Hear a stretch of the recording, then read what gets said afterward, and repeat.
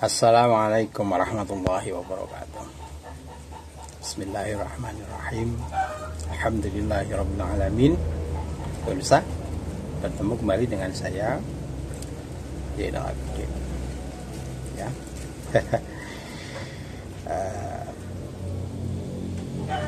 Saya akan membahas masalah Al-Mahdi ya tentunya. Dalam pembahasan ini saya akan mengatakan jangan berharap jika kemunculan Al-Mahdi ini gak superhero gitu ya. Sebab apa? Saat ini kemunculannya ini seperti yang digambarkan dalam Jangka Jayabaya ya, yaitu masih dalam budak setaman ya.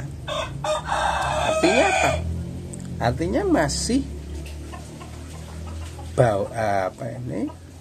campur dengan masyarakat biasa, masyarakat umum ya.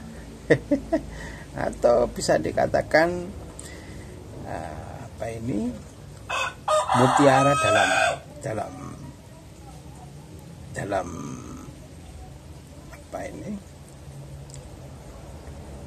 dalam pasir tentunya ya. Jadi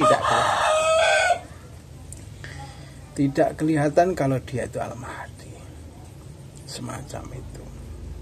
Oleh karena itu ini ya, fokuslah untuk meyakini saja bahwa saat ini Al-Mahdi telah muncul, walaupun secara diam-diam, tidak terang-terangan ya. Kemudian apa korelasinya terhadap kemunculan Al-Mahdi ya? Tentu ini akan sangat berhubungan dengan dekatnya hari kiamat, semacam itu toh.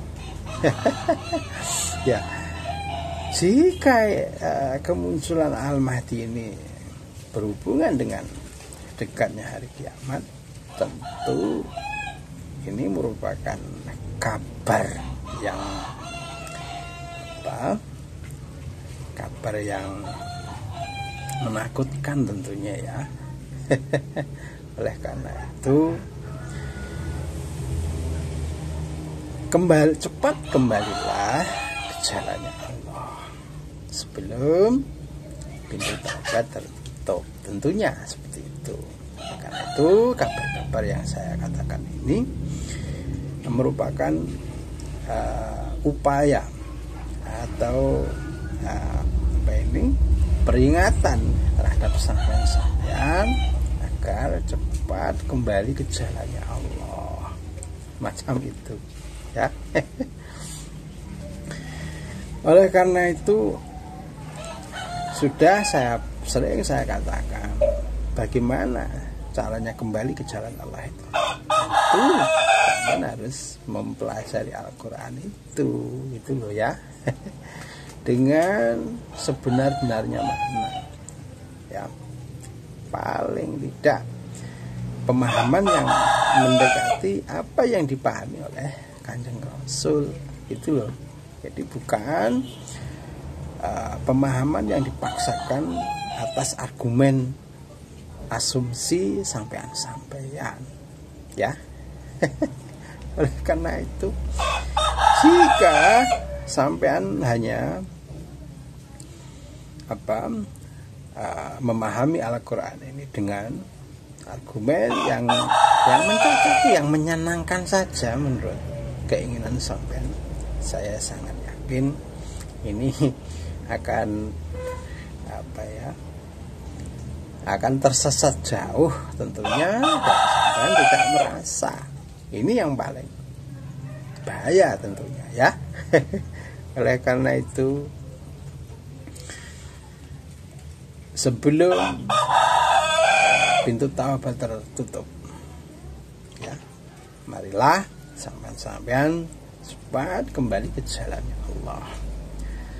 Kalau Misalkan sampai sudah merasa kembali ke jalan Allah, ya, cobalah renungkan, introspeksi diri. Apakah sampean ini sudah benar-benar kembali ke jalannya Allah, atau justru lewat jalannya setan sampean tidak berasa? Ini yang tentu akan menjadikan amal sampean ini sangat merugi, ya. Sebagaimana yang ini dikatakan dalam Al-Qur'an, a'udzubillahi minasyaitonirrajim, bismillahirrahmanirrahim, innallaha ya'murukum bil 'adli wal ihsan, ya. Kemudian innasyaitona ya'murukum bil fahsya'i wal munkar, ya.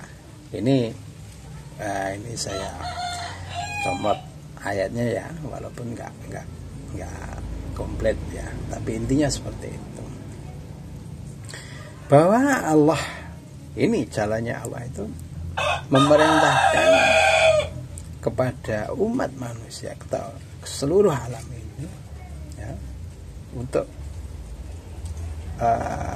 berbuat adil dan kebaikan ini. Kemudian setan memerintahkan atau menyuruh kamu ini berbuat fahsya dan munkar, ya,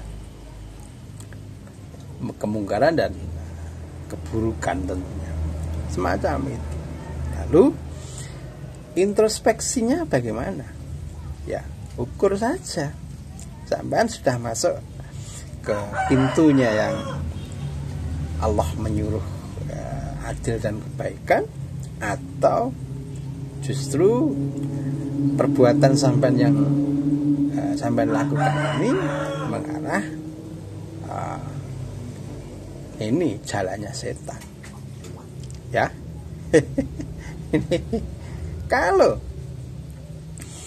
sampean sudah merasa adil, ya, tentu ini adil yang dimaksud oleh Allah, ya, tidak adil yang menurut sampean saja, ya. Misalkan sampean menilai seseorang, tentu yang dinilai baik buruknya, tidak yang yang diambil itu buruknya saja. Misalkan ini yang saat ini lagi gencar-gencarnya, apapun yang dilakukan Pak Jokowi ini selalu salah, ya, di mata sampean. Kenapa? Ya, yang sampean lihat hanya sisi negatifnya saja, kekurangannya saja. Tapi capaian-capaian yang yang telah diraih oleh Pak Jokowi sama tidak mau melihat hal itu. Misalkan kembalinya Freeport, ya, Blok Rokan, Blok Mahakam, dan lain-lain, infrastruktur misalkan secara masif telah dibangun. Ini sampai tidak menilainya.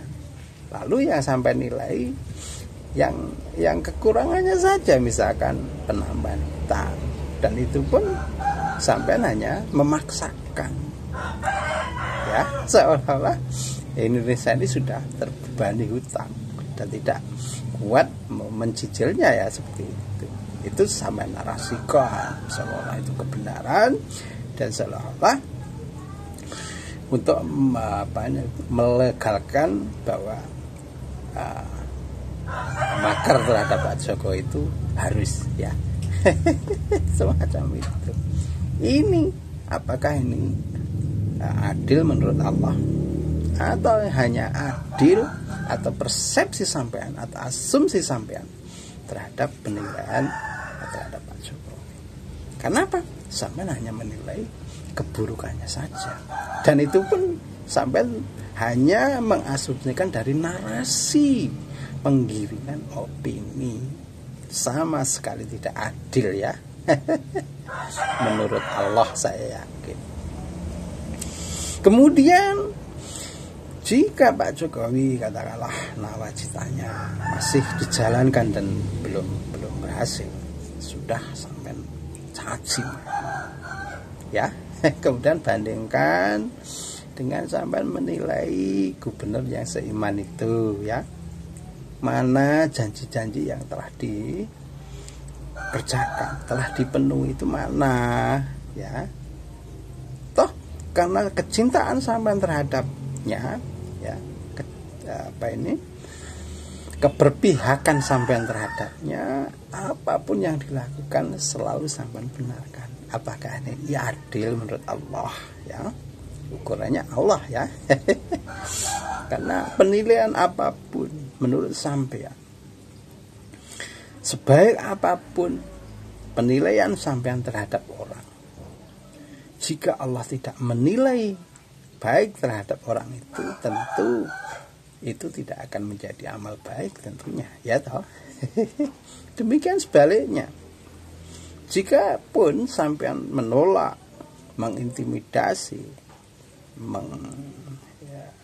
dan lain-lain, pokoknya ya menghina dan mencemooh dan lain-lain, tapi jika Allah memilih dia ya, menilai dia baik, saya yakin dia akan menjadi, perbuatan dia atau amal dia akan menjadi baik di hadapan Allah tentunya ya. Oleh karena itu, dari mana Allah menilai baik dan buruknya? Tentu itu kriterianya ya menurut Allah itu sendiri ya. Karena apa? Banyak yang melakukan seolah-olah ibadah amal akhirat, tetapi itu hanyalah amal dunia saja ya. Banyak seperti yang dilakukan seolah-olah itu amal dunia saja, itu akan menjadi amal dunia dan akhirat. Ini ya sangat beruntung ya toh. Sudah sering saya katakan bahwa contoh ulama Parsis ya, itu kemudian ulama Bal'am bin Ba'ura ya, kemudian cerita Nabi Khidir itu loh. Jadi sebaliknya, yang kelihatan buruk dilihatnya ya yang seperti apa yang dilakukan Nabi Khidir itu ternyata dinilai oleh Allah itu lebih baik perbuatannya daripada Musa ya toh. Semacam itu. Oleh karena itu, penilaian apapun terhadap sesuatu yang sampean tidak ketahui, harusnya sampean berbaik sangka ya. Jangan langsung menjustis bahwa seseorang itu kafir, seseorang itu sesat ya, dengan asumsi sampean saja ya.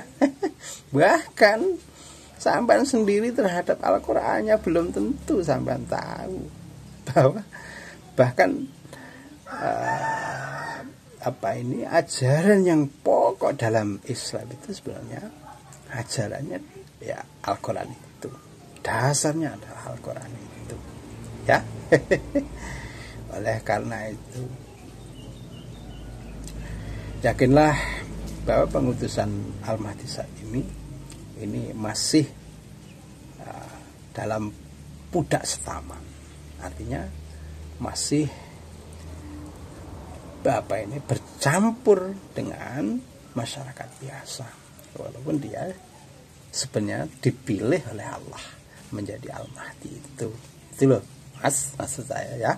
Sebagaimana yang dikatakan di Jangka Jayabaya semacam itu ya, masih dalam pudak setaman. Demikian. Assalamualaikum warahmatullahi wabarakatuh.